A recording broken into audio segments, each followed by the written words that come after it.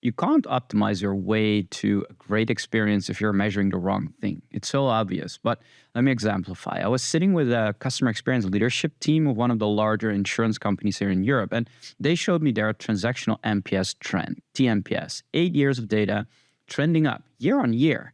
Compensation plans are built on it, leadership reports it to the board, and it was green across the board. So then someone actually asked them, as they didn't see it as a problem, which clearly it wasn't, but have any of your executives actually logged into the broker dashboard? I mean, they sell through brokers who are selling your product. And they said no. So the dashboard said the experience was improving. I mean, if TMPS is the output metric of that, but nobody at the top had actually been inside the experience. And this is the problem, because the customer experience teams, the design teams, the product teams, they know there were many problems with the actual experiences, with the products, with the solutions they put in market.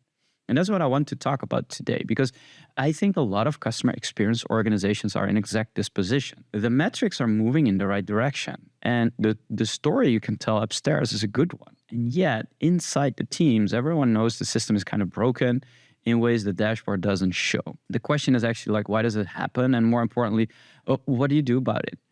In a previous episode, I made the case that customer experience ROI isn't one number, right? It's three lenses. It's customer outcomes, it's operational efficiency, and strategic influence. And that framework is real. It helps you fund customer experience work. It helps you make the business case. But I've been sitting with like an uncomfortable follow-up question since then. What if the ROI is improving and the experience is still getting worse? Because that's not hypothetical. That's what I keep hearing. And at some point, it's something I think we don't talk about enough. The difference between measuring consequences and measuring integrity. So here's what I mean. Let me unpack it a little bit. TMPS, transactional MPS, measures how a customer felt at a specific moment, after a call, after a claim, after a purchase. And those individual moments can be fine, or even trending up, like in this insurance company. While the actual journey, like the whole arc of what the customer goes through, is a mess. Think about what insurance companies, brokers were actually dealing with. They're trying to sell a product to a customer. They log into a dashboard that's probably designed by committee, updated by different teams over a decade, and nobody has looked at it end to end ever since. The broker has to repeat information across steps. There are handoffs that make no sense. Things that should take 2 minutes take 20. But does any of that show in transactional MPS? Not directly, not cleanly, right? Because transactional MPS captures the reaction. It doesn't capture the structural friction that's been accumulating underneath. And often we're asking the people where we know that they have a great experience to fill in the survey, to fill in the form, right? That's another thing. We are not going to talk about it today, but gamification is another problem in this. But let's talk about the experience. Consequences can improve while the integrity declines. You can reduce calls by making support harder to reach, reduce churn by locking customers into longer contracts, or masking churn. You can increase transactional MPS at a single touch point while the end-to-end journey gets more fragmented. All of these are measurable, optimizable, but none of them are actually making the experience stronger. So the problem is organizations keep doing this. And I think it comes down to something simple if we want to change this. We optimize what we can model, and we model what fits neatly into the dashboard. Churn rate, cost to serve, upsell percentage, transactional MPS. Those are clean, simple metrics. Finance understands them. They fit into a board pack. But the thing that actually predicts long-term experience strength, that's not really there. Like, how fragmented in the journey across teams do gaps in the experience materialize? How often does a customer have to repeat themselves? How many invisible handoffs does a single transaction require? How long does a customer sit in uncertainty, not knowing what happens next? And when something goes wrong, like, how completely do we restore confidence? Earning trust is hard, losing trust is easy. These things don't neatly fit into a monthly report, so they get labeled soft, and soft things don't get prioritized. What happens over time is subtle but serious. The organization gets very good at improving lagging indicators, and they're optimizing for it.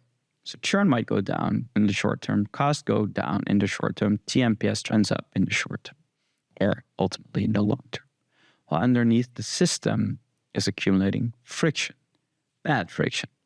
invisible friction, unmeasurable friction. Until it has reaching the surface, it doesn't show up. But when it does, it shows up suddenly as churn spikes or a trust problem or a reputation issue that seems to come out of nowhere. It didn't come out of nowhere. It accumulated through like all these blind spots. And dear insurance company, like 8 years of rising TMPS and a broker dashboard that no one at the top ever has seen how fragmented that created the experience that the brokers go through every day. This is why I think most experiences are actually more broken than organizations think. And the friction was always there. It just wasn't in the model.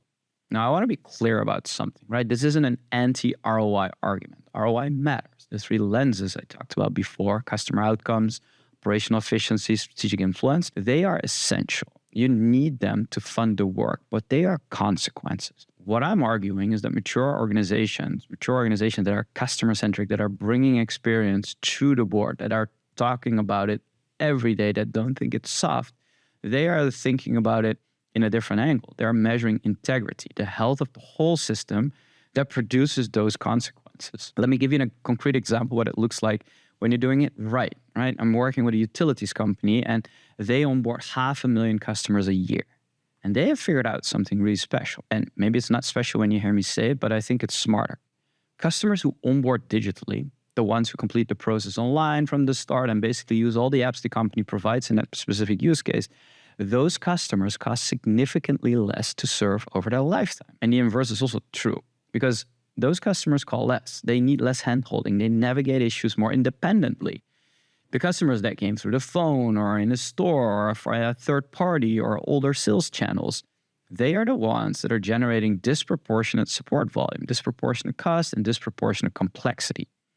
So the question the team asked was different than most experienced teams do. They didn't say, how do we raise NPS? They said, what does it actually cost us per customer when someone doesn't onboard digitally and are not using our apps? And what's broken in the end-to-end experience that prevents them from doing so? And what is pushing people out? And how are we actually enabling people to not sign up through the digital channels that we like to see? They traced it back to specific friction points in the onboarding journey, right? Steps were confusing, moments where customers got stuck and gave up or called instead, but not just one single thing, right? By fixing problems across the whole system, from onboarding to invoicing, every part, they've prioritized a way to say this is going to impact our digital onboarding customers the most, and this is second, and this is third. They're not focused on satisfaction scores alone, but the structural friction, the structural process, the structural experiences that they started to shift the whole economics of their customer base. Gross margin per customer improving, not because they raised prices or cut service, but because they are fixing the integrity of the whole system. And this is what measurement looks like, right? For customer experience teams that are focusing on this, is not how the customer feels, but where in the system are we losing customers? Where are we leaking? What is costing us structurally? And this is such a different thing than saying okay, TMPS is up, which is faking customer experience is great. The board thinks there is no problem. We are a customer-centric organization, and yet our revenue is down, our costs are rising, and what's the problem? And this is what matters more right now than ever before, right? Because in this AI native world, AI doesn't create definitions, but it actually amplifies the gaps in your system. If your organization defines success as cost reduction, AI will reduce costs faster. Fine, and we're going to go after. But if your organization defines success as call deflection, AI will deflect more calls. But if you haven't defined what experience integrity, the whole system looks like, you might optimize the wrong thing at scale, faster than you've been able to optimize the wrong thing before. If transactional MPS is to be optimized and you're building agents to help you to do that, well, guess what? You will get a better number. Like the insurance company, if they deploy AI to optimize their TMPS without fixing the broker dashboard, the broker experience, they're going to get really, really efficient at measuring something that doesn't reflect reality. The future risk isn't that AI replaces customer experience. It's that AI accelerates measurability bias, which means the question of what to measure, the definition of work, has to happen before the automation, before the AI rollout, before we're going to optimize the whole system. Because once you're optimizing at scale, the definition is locked in.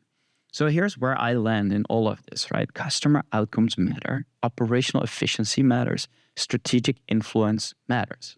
But they are consequences. If you want to have the durable advantage, right, the kind that compounds over years, not quarters, you have to focus on the integrity of the system that produces those consequences, because trust compounds quietly. And so does fragmentation.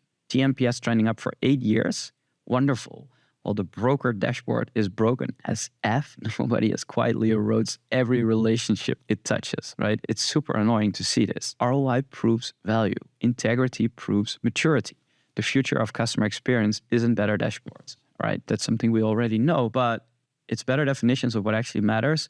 And it's also helping people that rely on MPS, because the compensation structure is attached to it, need to open up a possibility with you to say, okay, but what is driving this? Like, what is the whole system, and where do we actually do work so that that work is then reflected in transactional MPS scores, but in the correct way. So to get the definition right and then optimizing is the right order, rather than start optimizing and then accept the definition doesn't change anything.